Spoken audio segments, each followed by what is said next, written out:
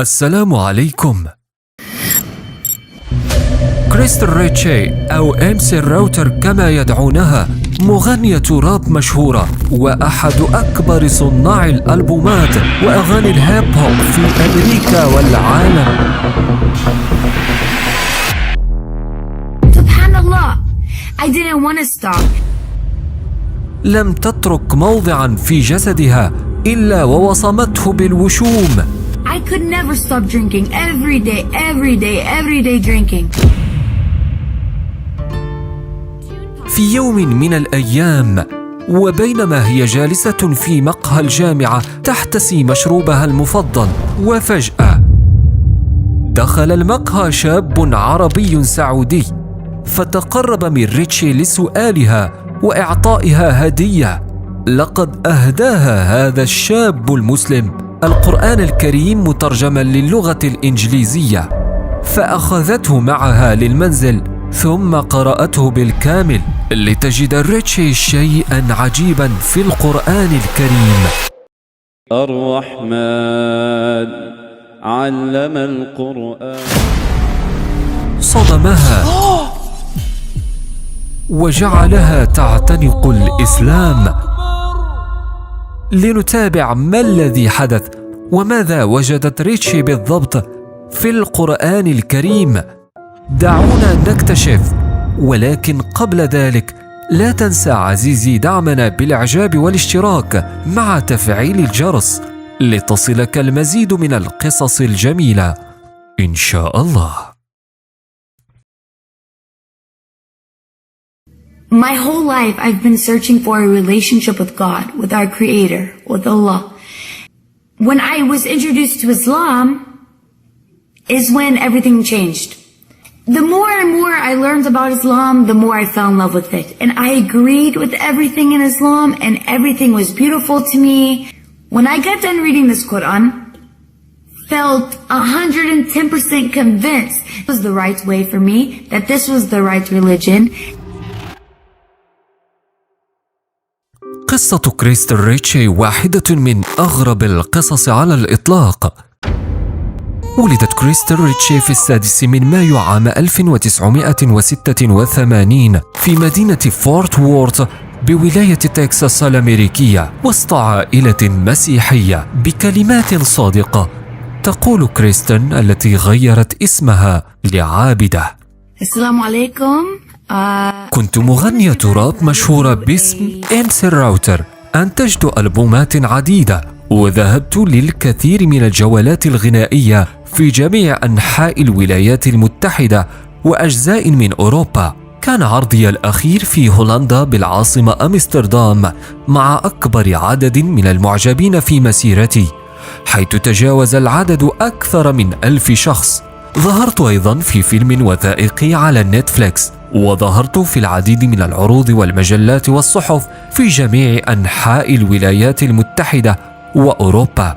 كانت حياتي قبل الإسلام مليئة بالجنون من خلال بيئات الحرام، ولا يوجد أي غرض أو هدف في حياتي.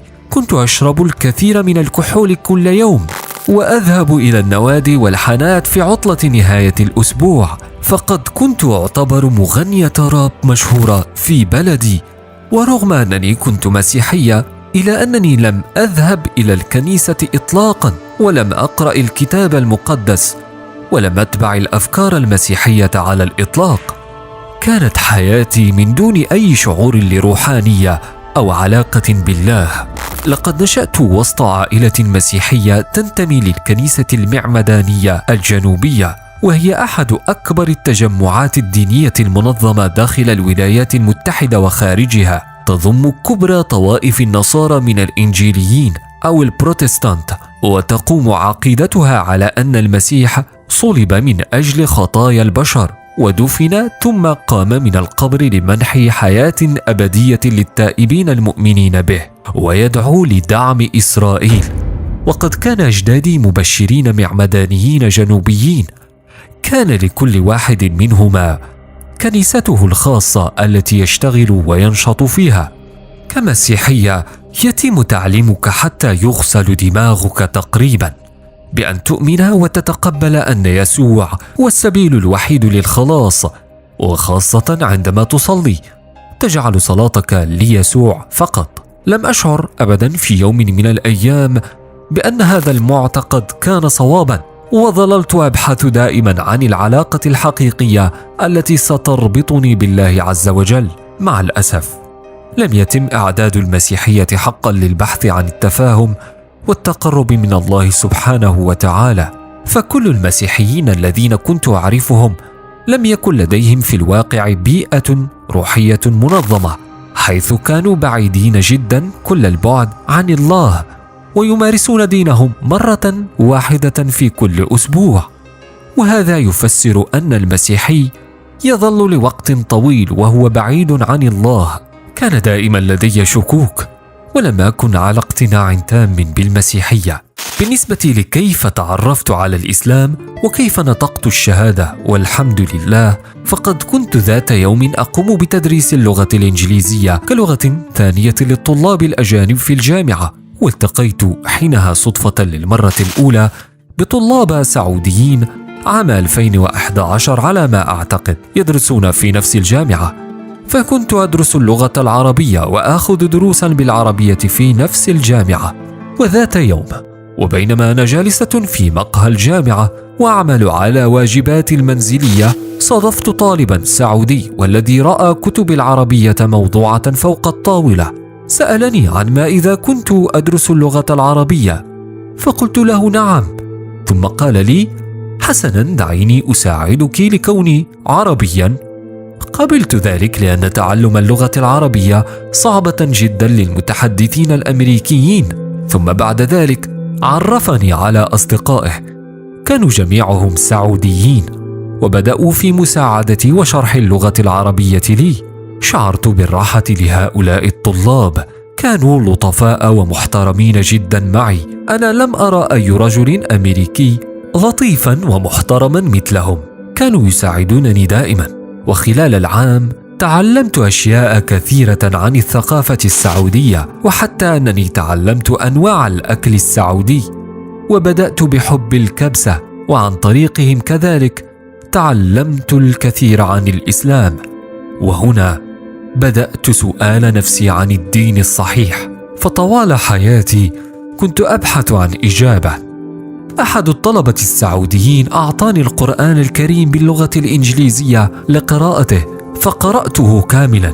بعد قراءته شعرت وأصبحت أثق جدا بأن الإسلام هو الدين الصحيح. لقد علموني الطلبة كل ما يتعلق بالإسلام، وأجابوا على جميع الأسئلة التي لدي. تعلمت في الإسلام أنه لا يوجد من يستحق العبادة إلا الله وحده لا شريك له، والعلاقة الوثيقة التي يمكن أن تربط المسلم بالله دون المرور من خلال واعظ أو كاهن أو قديس أو ملائكة أو غيرهم من الأنبياء. لقد استمرت أيام كثيرة وأنا أفكر في حقيقة هذا الأمر وأبحث عن حقيقة الإسلام. كان العائق الوحيد لدي أنني تربيت في بيئة مسيحية منذ الصغر. تخيل كيف أنه من الصعب لشخص ما تغيير دينه في لحظة واحدة. سأقف ضد كل ما قد تعلمته طيلة الحياة. إنه أمر ليس بالسهل على الإطلاق. لقد عبرت عن قلقي لأحد الطلاب السعوديين، فقال لي: عودي إلى المنزل وصلي واسأل الله عز وجل أن يدلك الطريق الصحيح.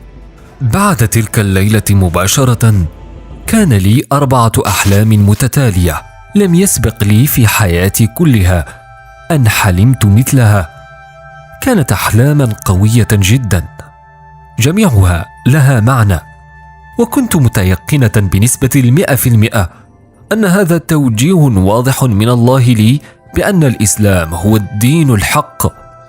كانت في هذه الأحلام علامات واضحة من الله سبحانه وتعالى أنه كان يرشدني للإسلام. وبالفعل لم أتردد. في 5 أبريل عام 2012 أعلنت الشهادة أمام جميع الحضور من الطلبة السعوديين، ولم أرغب بحضور أي شخص من عائلتي. وبدأت في ارتداء الحجاب في الأسبوع الأول الذي أعلنت فيه الشهادة. لقد كان الأمر سهلا بالنسبة لي. الحجاب ليس مجرد وشاح على الرأس كما يظن البعض، إنه حياء وعقلية وجزء من شخصية المرأة المسلمة. فمنذ أن ارتديت الحجاب أصبحت أعامل باحترام أكبر بكثير من قبل الرجال، عكس مما كنت عليه سابقا. رغم أن بعض أصدقائي وأمي على وجه الخصوص لم يوافقوا أو لم يفهموا ما الأمر، كان لأمي ردة فعل غاضبة في البداية وغير سعيدة، لأنني اخترت تغيير ديني وأصبحت مسلمة، لدرجة أنني تركت العيش مع والدتي وسكنت لوحدي، لأنها لم تكن تريد أن تراني أذهب إلى أي مكان وأنا أرتدي الحجاب، لأنها كانت تشعر بالحرج أمام صديقاتها الذين اتخذوا موقفا سلبيا معها بسببي. ولمدة سنة واحدة لم أزر والدتي لأنها لا تريد مني أن أزورها. لقد تحدثنا فقط على الهاتف عدة مرات. فأنا شخص قوي الإرادة وأفعل دائما ما أريد القيام به دون الالتفات إلى أي شخص آخر، وحتى إذا كان هذا شيئا سيئا. فإذا كنت أريد أن أفعل شيئا ما فلا أسمح لأي شخص من حولي أن يخبرني أنني لا أستطيع أو أترك آراءهم تؤثر علي. طموحي يقودني دائما. لم يقبل والدي وحتى معظم أفراد عائلة اعتناق الإسلام، بل اتصلوا بمكتب التحقيقات الفيدرالية FBI والأمن الداخلي ادعاء بأنني متورطة في أنشطة إرهابية. كان هناك عملاء وأجهزة مخابرات على باب منزلي ليل نهار يتبعونني في كل مكان. استمروا في التحقيق في كل جزء صغير من حياتي، وعلى الرغم من ذلك لم يؤثر في هذا. حاولت بلا ملل أو كلل الحفاظ على صلاتي وأمام كل أفراد العائلة، رغم أنهم هددوني وحذروني من البقاء بعيدا، وأوضحوا أنهم لن يقبلوني أبدا كأحد أفراد أسرتهم. لكن بعد ظهورنا في برنامج الدكتور فيل في عام 2014 التقت والدتي في نفس البرنامج بعض المسلمين الأمريكيين الآخرين، وشهدت أنه لم يكن الأمر سيئا كما ظنت. وبدأت شرح الأمور لها وأبين لها الجمال الحقيقي في الإسلام وليس الأكاذيب التي تشاهدها على شاشة التلفزيون أو في وسائل الإعلام. وانتقلت مرة أخرى للعيش مع والدتي، وقبلت بي كوني مسلمة وأنا أتحدث دائما معها عن الإسلام. في الإسلام أشياء جميلة. الصلاة من أجمل الأشياء في الإسلام، إنها فرصة للتواصل مع الله سبحانه وتعالى طوال اليوم، أن تتحدث إلى الله وأن تكون شاكرا وتطلب المغفرة منه، وأن تعلم أنك إذا دعوت لتستغفر له بنية صادقة فإنه بمشيئته سيغفر لك، لأن كل شيء في الإسلام مبني على النية الحسنة الصادقة. لقد وجدت الكثير من السلام والهدوء في الإسلام لم أجده في أي شيء آخر، لأننا عندما نصلي أو عندما نكون وحدنا مع الله سبحانه وتعالى فإنه وقت يتوقف فيه كل شيء من حولنا، ونعلم أن الله موجود هناك يستمع إلينا ويعلم ما تخفي صدورنا. هو كل الرؤية وكل السمع والعلم. لقد جذبني القرآن وهيكل الإسلام أكثر من غيره إلى جانب وحدانية الله سبحانه وتعالى. لقد تخليت عن مسيرتي الموسيقية في ذروة شهرتي، لأنني كنت أعرف أن لدي طريقا جديدا يجب أن أتبعه، ولقد باركني الله سبحانه وتعالى بجمهور وهبة لأكون قادرة على الحصول على متابعين وهم يستمعون إلي. لذلك استخدمت قدرتي أمام الحشود وحولتها إلى دعوة. كان الطلاب السعوديين بالتأكيد لهم تأثير كبير على قراري لأصبح مسلمة. الله سبحانه وتعالى يهدي من يشاء إلى الإسلام، ولكن من دون الطلاب السعوديين ربما لم أكن لأسمع أبدا عن الإسلام، أو ربما قد سمعته من شخص آخر ورفضته. الطلاب السعوديين كانوا محترمين وطيبون معي، وحتى هذا اليوم هم الأقرب إلى نفسي، وأتمنى أن ألتقي بهم مرة ثانية لكي يروا كيف أنا الآن بالإسلام. هو الله يهدي من يشاء.